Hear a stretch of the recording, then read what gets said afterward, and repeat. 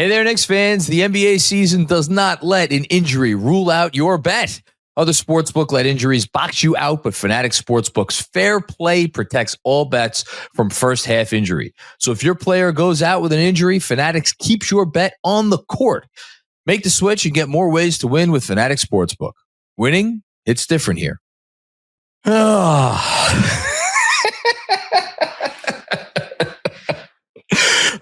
this fucking team. What am I going to do with them? I have no idea. Welcome to the Knicks Film School Postgame show presented by Fanatics Sportsbook. I'm back, baby. I'm back. What can I tell you? I'm going to say, let's address the elephant in the room right off the bat. I'm going to say the words that everybody's been waiting for me to say. It's going to take a lot for me to muster them up, but I always try to be the bigger man, even though I'm 5'6". So here goes. You're welcome. Clearly, this team needed a serious kick in the ass that could only come in the form of me absolutely eviscerating them after what was, I thought, in many ways, their most dispiriting loss of the season against the Detroit Pistons on Thursday night. And oh boy, for the better part of 40 minutes, it looked like they were going to follow up that loss with something that would in some ways rival it, because we always hear it's not about, it's not about what you do when you're on a level playing field. The thing that is most revealing about a team is what you do when they are knocked down. And this Knicks team got knocked down pretty severely. I thought I had seen enough based on this season, based on things that have been reported, based on things that I had been hearing, based on how they went out last season, based on really, honestly, everything that we've seen for the last year and a half. I had just got to my breaking point. And with I guess it was about 10 minutes to go in the fourth quarter, I was looking and I was wondering if they had gotten to their breaking point too. Because the way they allowed this Houston team to come into Madison Square Garden, and honestly, the way that game was, I think the Knicks went up by 13 or so points in the first half at some point, maybe first quarter, second quarter, whatever it was. But it felt to me pretty clearly like they were leaving meat on the bone. And as when they went up by whatever they went up with, I thought the game started to turn right around. I even wrote it down right around when Houston hit back. It was back-to-back threes from Houston to give them 33 and then 36 points. And then Cat committed a foul, gave him 38. That was when their run started. And that's really when the game started to turn. And I was like, oh no, here it comes. And we're watching this. And I'm texting with a few different people, and one of the people I'm texting with, I won't say who it is, but I will just say that I agreed with them, was like, oh, they're going to fold now. They're going to fold because that's what they do now. And watching it, I completely agreed. I completely agreed that this team had enough, that this team was going to go down with a whimper yet again. Not that they were going to go, and whatever, is left in the season. But I thought back to it, and I was like, maybe it's my fault. I thought back to a tweet that I sent out right as I was getting on the freaking plane for my vacation. It was at the beginning of the All-Star break when I forget which journalist, I think it was Vince Goodwill, Chris Persianen tweeted a clip of him saying the Knicks fold under any kind of pressure. I'm like, wait a minute. I have my questions about this team. I have a lot of them. And I have my disbeliefs, but you can't just go out and say things that aren't true. And if it's one thing this team doesn't seem to know how to do, it's fold. And that's why I think Thursday set me off something so fierce, because it was the first game out of the break and it was against the supposed rivals. And it was after your coach went out there and said, we need this game. And then to not even punch back against that team that you should feel like you're better than, and allow them to come in and do that to you. So coming off of that, and then to allow the Rockets to go on what was at one point a 61-33 run in your building, on your floor. Like, at that point, I'm sitting here thinking, okay, how bad is this thing going to get? How prescient am I going to look based on everything that I said the other night? And they were down 93-75. And from that point forward, when they were down 93-75, they proceeded to outscore the Houston Rockets, who are a top 5 defense and a legitimate top 5 defense at that. 33-13.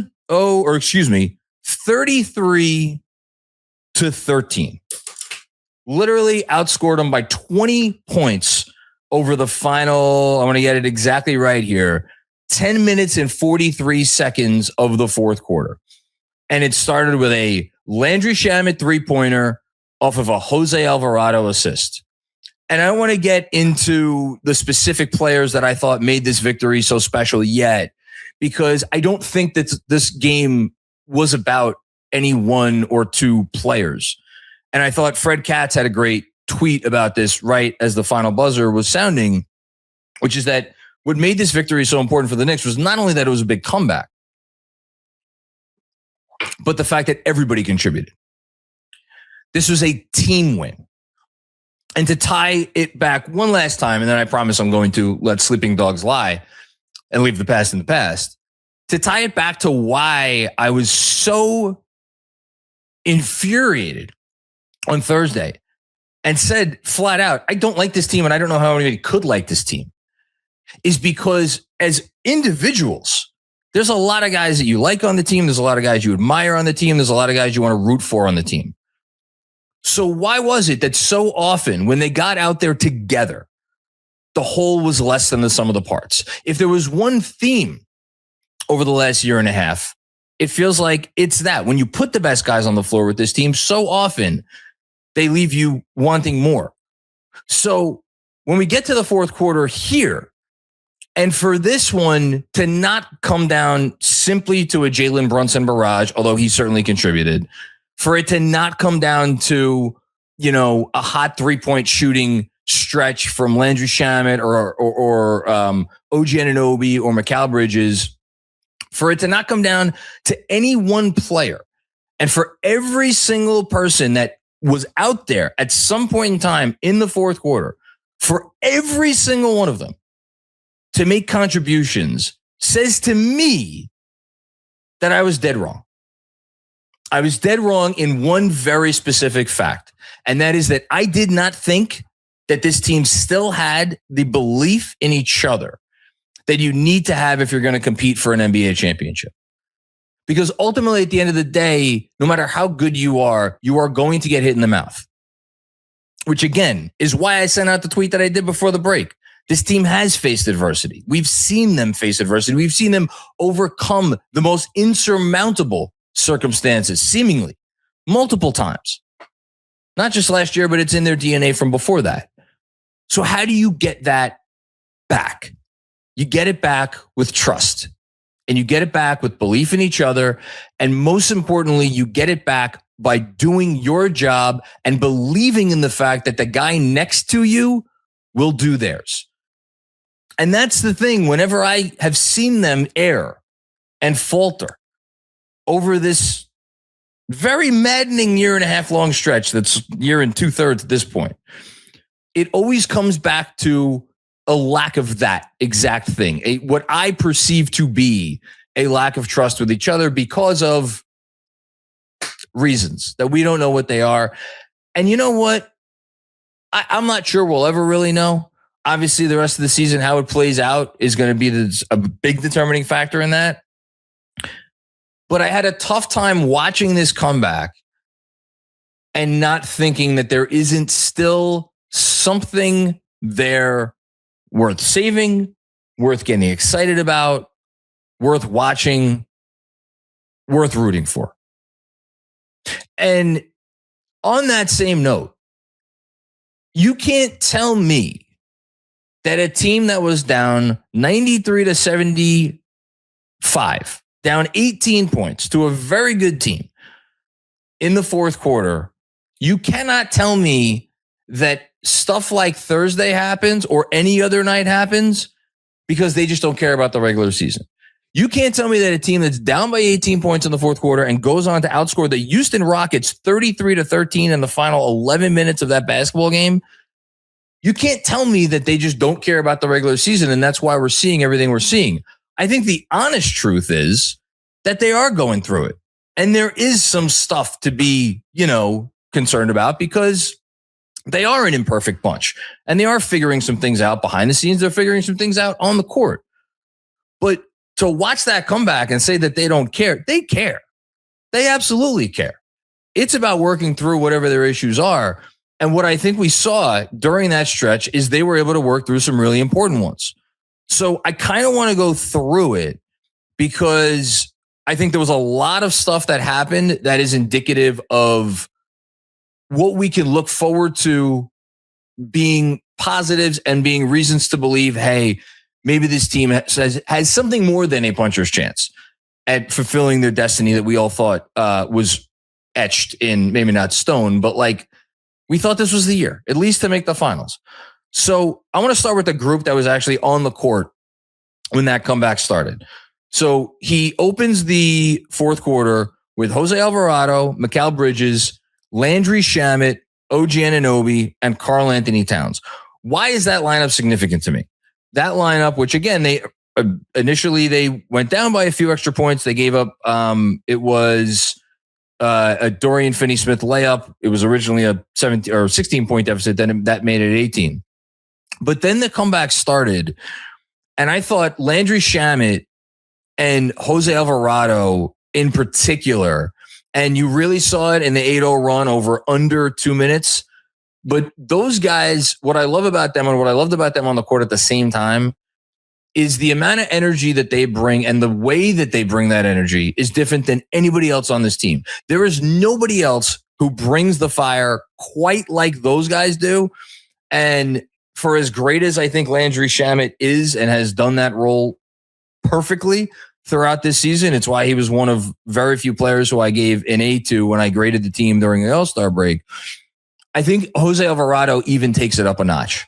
And we had some plays there where Jose Alvarado prevented an offensive rebound from being secured, poked it away. He then missed the three, but still, who knows what that possession would have turned into.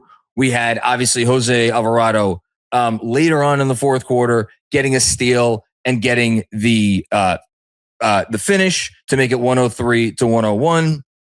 And then maybe the biggest play of the game, there are a few contenders for this, but maybe the biggest play of the game is when the ball looked like it was going out of bounds after the Knicks had made it 103, after Jose had made it 103-101, and Jose Alvarado saves the ball, gets it back inbounds, and then on the ensuing possession, Jalen Brunson makes one of several clutch Jalen Brunson baskets down the stretch of this game. So I thought Jose Alvarado was absolutely pivotal, but I don't want to leave out Landry Shamet in that specific context, because I thought Shamet not only, making shots, made the three to start the comeback, but also he made another three to bring them within 94-83.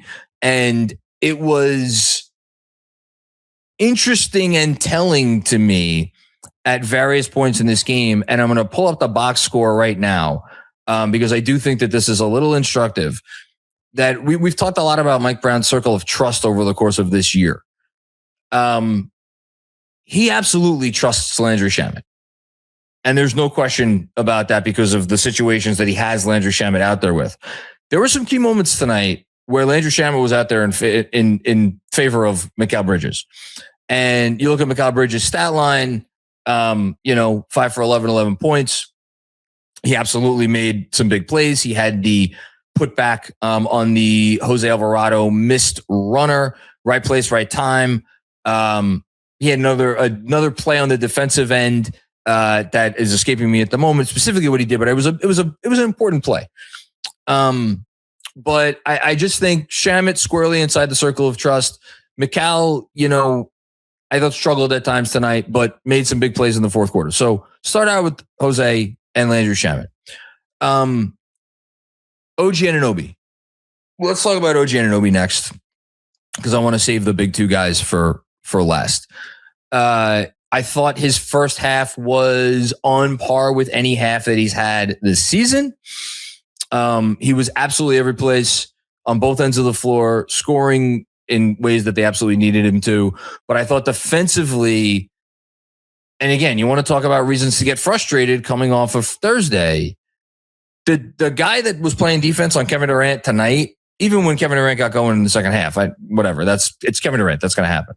The guy that was playing defense on Kevin Durant tonight was a completely different human being than the guy that we saw on Thursday playing defense against Cade Cunningham.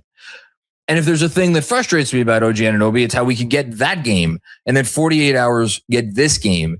And why is there not more consistency? But you know what? I'm not going to pick nits right now because I still thought with everything else that happened in the game, and I know we're getting to the guy who deserves probably the most flowers. But I thought OG Anunoby 40 minutes, finished 20 points. Obviously, the 2 clutch free throws. Only ended up shooting 2 of 7 from 3. But I thought his offense earlier was massive. And then the 4 steals. And I thought his defense was much better than that. He was out there for most, if not all, of the fourth quarter. And you want to talk about Mike Brown's circle of trust. I think other than Jalen Brunson, there's nobody more squarely inside of that circle of trust than OG Anunoby. His defense was instrumental to them getting the win. So shout out to him. Speaking of instrumental to getting the win, Jalen Brunson. I think if there's one reason why me calling this team unlikable really got under people's skin, it's because of Jalen Brunson. And it's because how can any team that has Jalen Brunson on it be a team that you don't absolutely love? Because how is he someone that anyone could not love? And I get that. And I love Jalen Brunson as much as anybody. He's my favorite all-time Knick. I love him more than anybody I've ever had the pleasure of rooting for. And I just think it speaks to how frustrating this team is that I can say what I said, despite the fact that he is on it and he does the magic that he does. The truth is that I don't want them to waste this gift that this guy is here. And for the most part of this game, Jalen Brunson was having as bad a game as he has had all season. He was not able to do anything against Houston. I didn't think he was forcing it, which is the one compliment that I will give him. We have seen other games where he has struggled where he did force it. I did not think we were getting Jalen Brunson forcing it tonight, but still the numbers were what the numbers were. He finished with a stat line that isn't going to, be all that impressive.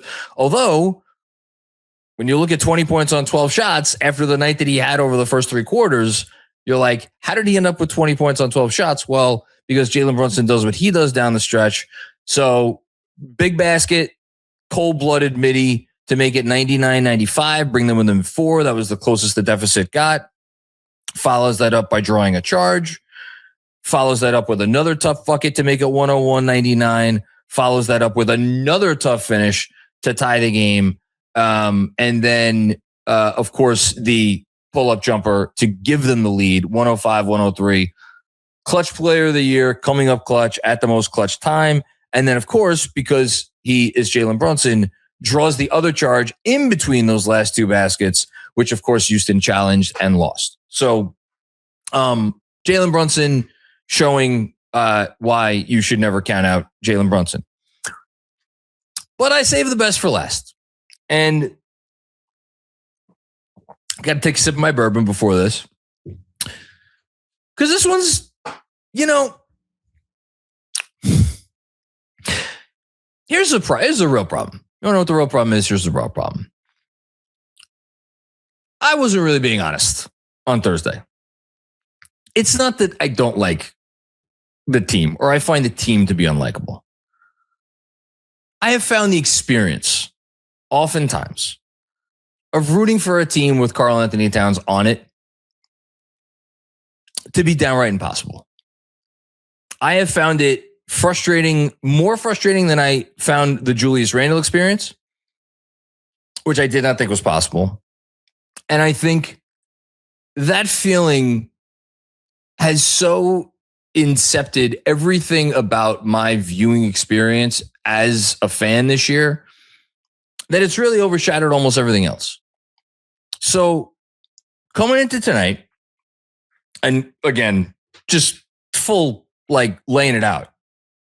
If you could be more out on a player that is on your team and that you ostensibly have to root for, and it's a really good player and a really important player, then I have gotten to the point where I am, or was, I guess, on Karl-Anthony Towns. I can't even imagine it.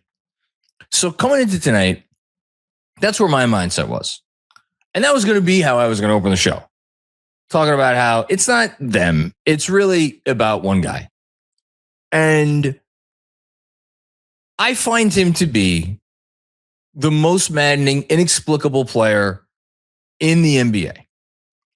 And tonight is example 1A of why. Karl-Anthony Towns won the Knicks this basketball game. I know Jalen Brunson hit the shots down the stretch. I know OG Anunoby played the awesome defense. I know Alvarado brought the energy. I know Shamet made some big threes. I know they got some contributions elsewhere, even though some of those lineups, we'll talk about those lineups. I don't want to, but we will. Left a bit to be desired. You know, the less said about Josh Hart tonight, the better. But even he, you know, had a moment or two. I talked about Bridges, like contributions up and down the roster. But Karl-Anthony Towns won them the basketball game. Karl-Anthony Towns won them the basketball game because in the fourth quarter, Houston could do nothing with him. They tried doing the thing that teams have been doing since he came, not since he came to the Knicks. The thing that teams have been doing since last January, and then obviously continued doing over the course of the playoffs, which is we're going to put our big wing on you. Dorian Finney-Smith, if you looked up in the dictionary, or not that they make dictionaries anymore, or not that dictionaries have pictures, whatever, Wikipedia, ideal Karl-Anthony Towns defender. You're going to find a picture of Dorian Finney-Smith. Big wing, physical, can move his feet, doesn't budge easily. And that's the guy that they were trying to put on Cat to slow Cat down in the fourth quarter in particular. And it wasn't working. And the results wasn't like massively overpowering. Cat only had 7 points in the fourth quarter, but he was efficient. And more importantly than that, he was a generator of offense. 2 for 3 on twos. He made, obviously, the big 3-pointer, had a big assist, and he was just the most threatening presence on the court. And you look at his final stat line here, 25 points on 15 shots, made all 3 of his threes. When's the last time that's happened? Feels like it's been a while. Only 7 rebounds, but I'm not going to kill him for that. He was the guy on offense, at least, and he even got there on defense in the fourth quarter. I will even give him that. There were some infuriating defensive moments earlier in the game. Again, it's all part of the Karl-Anthony Towns experience. But he got there in the fourth quarter, and he defended what he needed to in the fourth quarter. He was the most impressive player in a basketball game in which Kevin Durant had 30 points on, I don't know how many shots. 26. Okay, 30 points on 26 shots. Not that impressive. So pretty comfortably, I thought, Karl-Anthony Towns, the most impressive player in the game. I just want to see it a little bit more regularly. That's all. And why do we have to get to these depths of just absolute madness in terms of what the experience is like watching him, watching them, before we get the guy that we know he's capable of being? And I'm not saying it's going to be easy.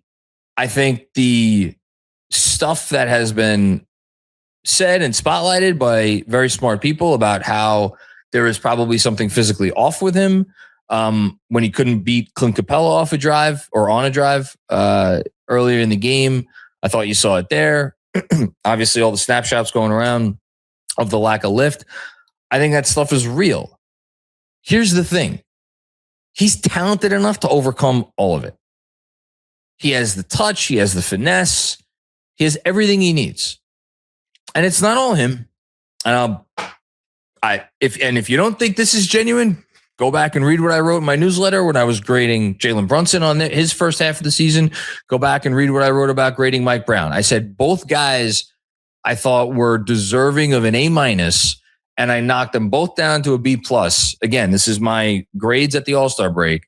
And the only reason I did so for both guys was because I thought it was incumbent upon each of them, as frustrating as it may be, and I would bet you anything, it is frustrating to each of them for various reasons.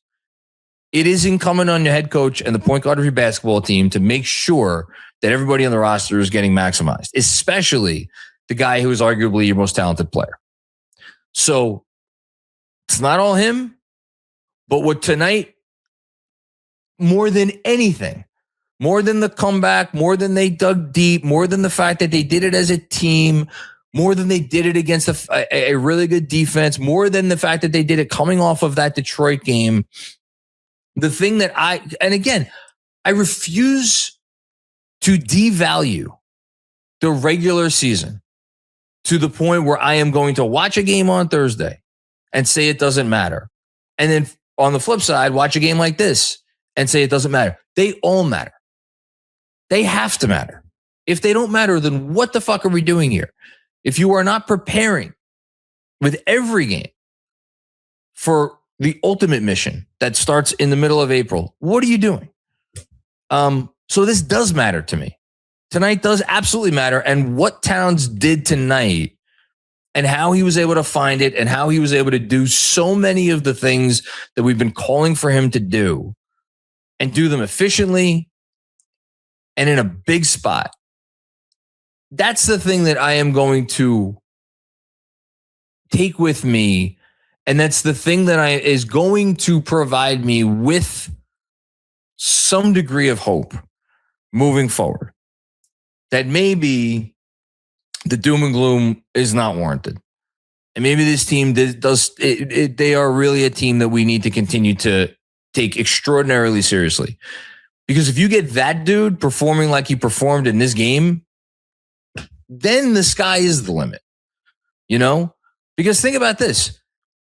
They just beat a Rockets team that had a big lead in a game when Josh Hart gave you nothing.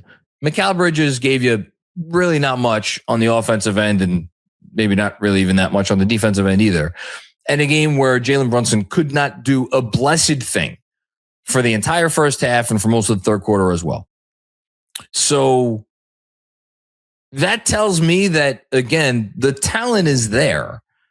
You just got to play the way you did in the fourth quarter. And clearly they're capable of it. So now it's up to them yet again, because how many fucking times have we had this same conversation? Reach the ultimate depths and then rise like Lazarus. They have to reach some level of consistency where they do not keep falling into these pitfalls, where they use a game like this to show us, show Cracker Jacks like me, show the media, but far more importantly, show themselves that, like, this is who we are. We're not the team that just lays down on the floor and dies. You know, this is who we really are. We know it's in there. We know it's in there because they've done it before. Let's hope that maybe this is the game that sets them finally for good, for real, once and for all, on the right path. Because that's what they need to do. If they're going to accomplish their goals this season, this is the sort of effort they need to give. This is how they have to play together. Everybody contributing, all in, complete and total belief in each other, trust, the whole thing. That's what we saw tonight. I hope we see it some more. And yeah, man, It's just as good a win as they've had all year. If you want to tell me it was their best win all season, I'm absolutely here for it. So, yeah, there we go. John, put your headphones on. Oh, we know what that means.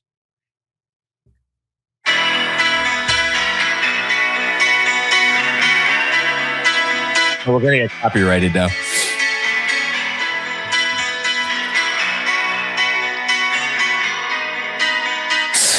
I see you made it off the plane. Yes. By the way, you have not lived until you've watched the Knicks' third quarter of doom while you're descending through turbulence. What an experience. By the way. Well done. Mr. Macri, yes. A message from Journey, from the wonderful people on the internet, from the several people that texted me yesterday. Why did he crash out? From all of your friends and loved ones. Don't stop believing, John. Don't stop believing in this team. A fourth quarter comeback after being down double digits. What is this? Last year's playoffs, John? Was this the Detroit series? Or was this the Boston series? Or was it the conference finals when they did it in game 3? They have these comebacks. Oh, so they have a history of doing this. Oh, man. I need to share something with everybody because I need to tell you, first of all, obviously he's okay. He's back because he's all the way back in this fucking team, yada, all of that, right? You are a one of one because my phone was blowing up all day on Friday, and I was waiting to see if it would approach, like, do I need to go rehire ahead of PR, right? Like if I had to see what Drew was up to. And it never got there. It was very funny to me. Just everybody reacting. Just all of it was very funny to me. And I then was wondering if I was going to hear from you. And then I got the text around 10:30 Friday night. And I was like, oh no, did something happen? Has this gone even more viral? And this is Jonathan Macri in a nutshell, folks. As viral as you've ever gone. And I get this text. Was it really that big of a deal? Yes. Oh, wow. I get this text. It's a picture of a puzzle. He did a puzzle and was like, hey guys, look at my puzzle. That's how he reacted to yesterday. He did a puzzle. Hold on. What? It's not a picture of a puzzle.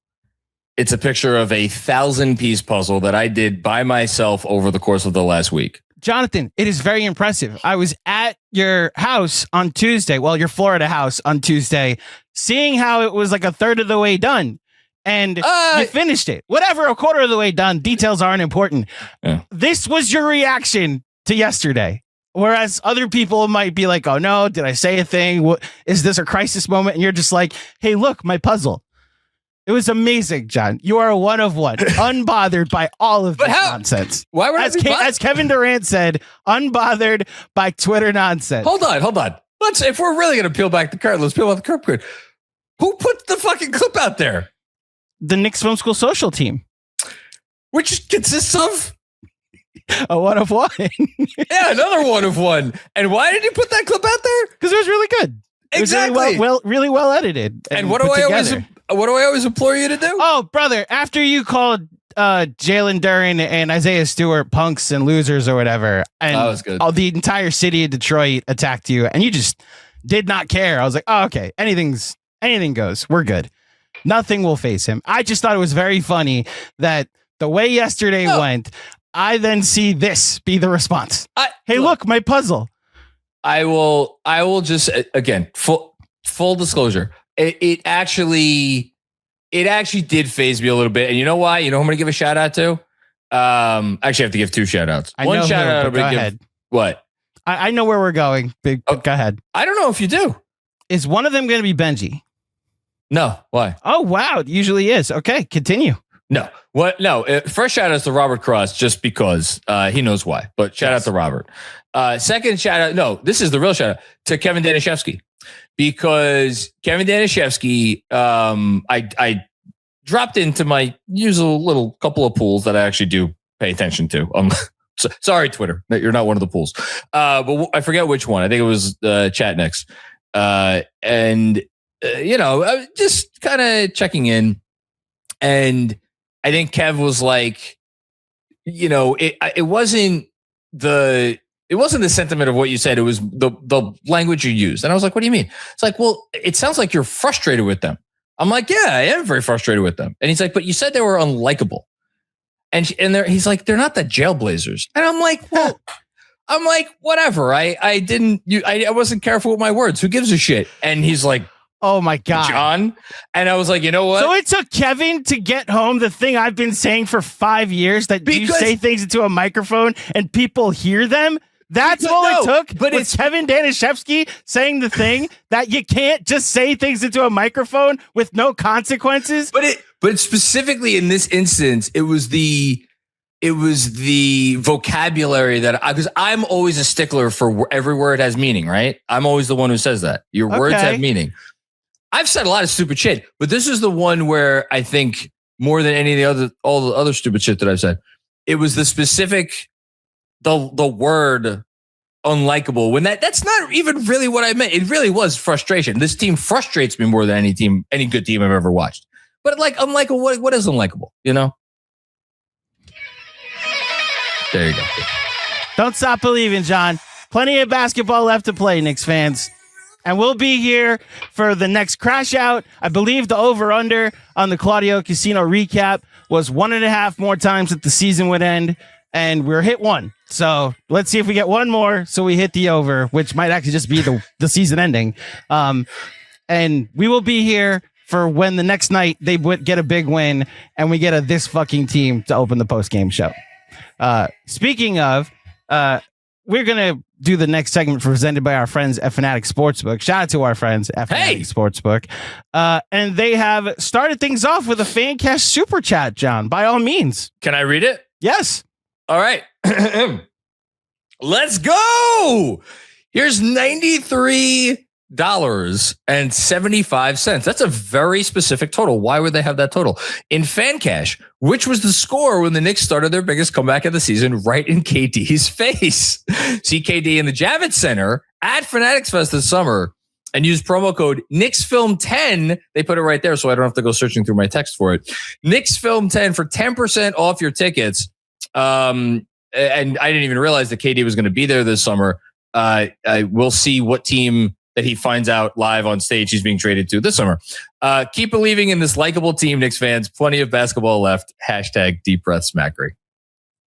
It's from all of us at FANATICS Sportsbook. Yes. Okay. I'm going to go. I just, full disclosure, as I mentioned, I landed when the third quarter ended. So did you watch the fourth? I watched it like in the Uber. Well, so you were doing it on okay. I was watching it got it, as I was traveling from JFK to my place, which you're not allowed to say publicly, by the way, where my place is. Where were you specifically when Durant's final shot attempt as the buzzer ran out? In my place, in a location that you're not allowed to say publicly. I'm not blowing up I'll blow up my own spot. I'm not blowing up your spot. Because you've never done that before. Said where you in one ear, out the other. I swear. Words matter unless you say them, then they don't exist anymore. I now need to go make a run to whatever's open because apparently we left Florida, and a historic blizzard is coming our way. Oh, so I'm going to go get ready. Stay warm, Knicks fans. Stay safe, New York. And as always, don't stop believing in this very likable basketball team. Yes. Must be 21 or older. Gambling problem? Call 1-800-GAMBLER. Connecticut, call 888-789-7777. Massachusetts, call 800-327-5050. New York, call 877-8-HOPE-NY. Maryland, visit mdgamblinghelp.org. Not available in all states. Terms apply. See the FANATICS Sportsbook app.